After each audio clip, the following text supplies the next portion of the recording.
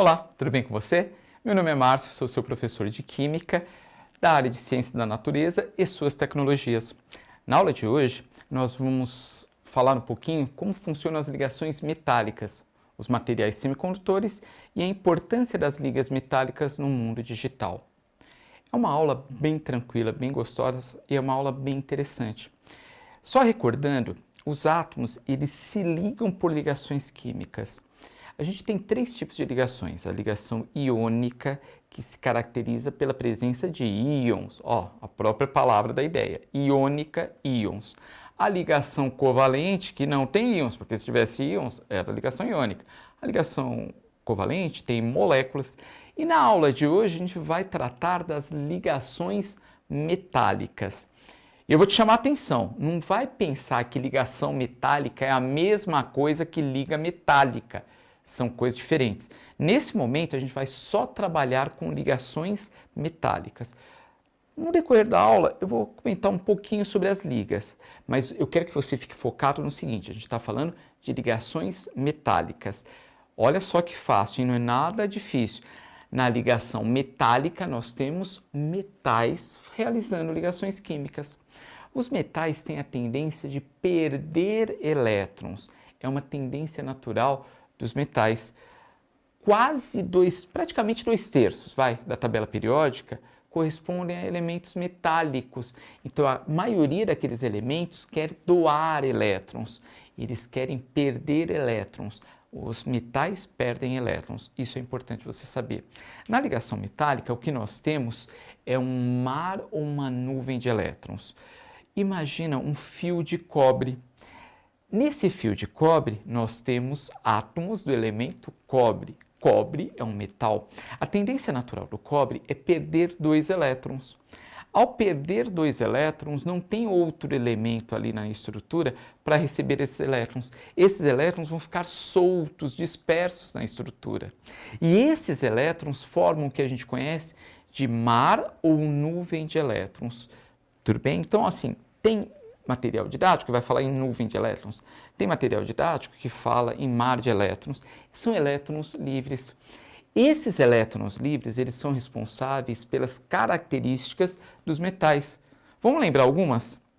Os metais são bons condutores de corrente elétrica, graças aos elétrons livres na estrutura, a esse mar, essa nuvem de elétrons. Também são bons condutores de corrente de energia térmica, de calor, graças à presença dos elétrons. Se você colocar em água fervente uma colher de madeira e uma colher de alumínio, por exemplo, você vai perceber que a de alumínio esquenta muito mais rápido, porque alumínio é um metal excelente condutor de corrente elétrica. Os metais são maleáveis, moldáveis, dá para moldar metal. São dúcteis. Dúctil é que forma fio. Então, se eu pegar um pedacinho de metal aqui na minha mão e começar a esticar, ele vai ficar cada vez mais fino. Isso a gente dá o nome de ductibilidade. Essas são algumas características dos materiais metálicos.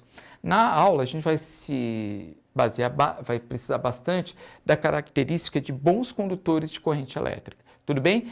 E todas as características que eu comentei, elas estão atreladas aos elétrons livres, ao mar ou nuvem de elétrons. Perfeito?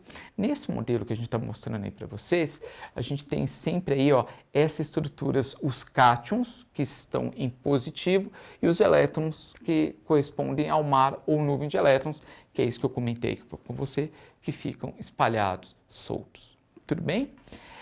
Agora, ligações metálicas têm também uma teoria um pouco mais recente, né? Então, assim, a gente trabalha muito com esse mar ou nuvem de elétrons. Só que existe uma outra teoria que é chamada teoria das bandas. Então, essa teoria das bandas, ela mostra aí regiões que o elétron se movimenta. Então, os elétrons, eles vão dessa região mais escura para a região mais clara.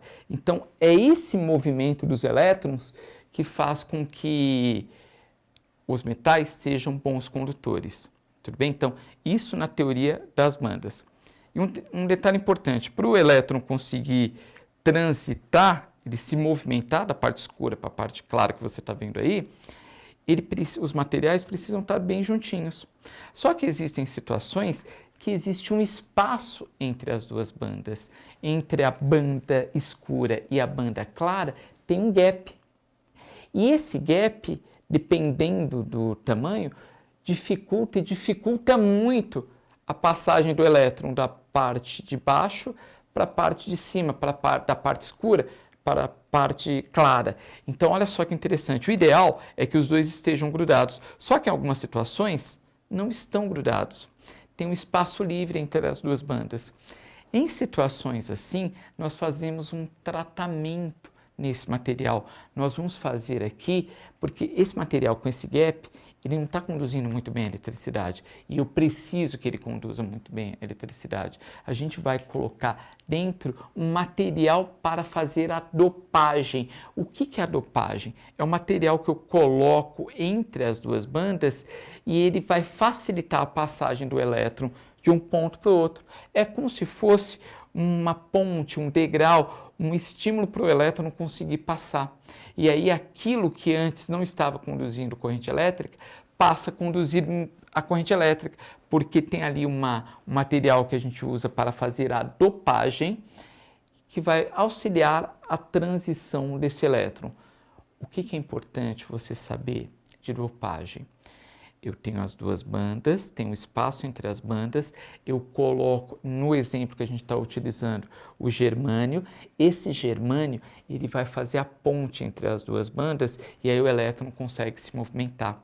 Olha que interessante, a gente consegue ter o material conduzindo corrente elétrica. Aquilo que estava difícil de conduzir, agora passa a conduzir corrente elétrica.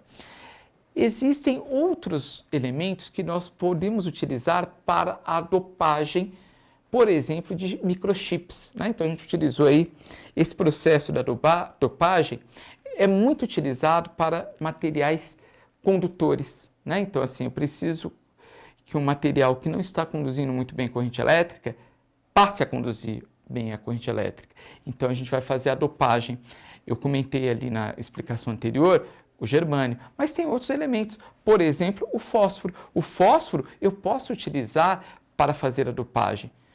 O arsênio também é outro elemento químico que eu posso utilizar para fazer a dopagem dos metais. Gálio também é um exemplo, um caso clássico aí utilizado para a dopagem dos materiais. E o índio também é um elemento que a gente utiliza para fazer a dopagem, perfeito? E o que é importante eu guardar aí do fósforo, do arsênio, do gálio, do índio, do germânio? Eles auxiliam aqui naquele gap, quando o material não está conduzindo corrente elétrica, para ele passar a conduzir corrente elétrica de uma forma melhor, ser um material mais eficiente do ponto de vista da condutibilidade elétrica, a gente faz a dopagem com esses elementos. Perfeito? É algo muito utilizado nas indústrias dos microprocessadores. Então, dentro do seu celular, tem lá um processador, que na realidade é um microprocessador, e lá é importante ter uma condutibilidade mais perfeita e mais eficaz possível. Por isso que a gente faz a dopagem dos materiais. Queria finalizar essa aula comentando com vocês o seguinte: computadores são inúteis, eles só podem dar respostas. Quem falou isso foi o Pablo Picasso. É algo para você pensar. Perfeito? E eu vou pedir para você fazer o seguinte: peço para você consultar os links do Saiba Mais na sua plataforma e dar continuidade aos seus estudos. Bons estudos para todos vocês.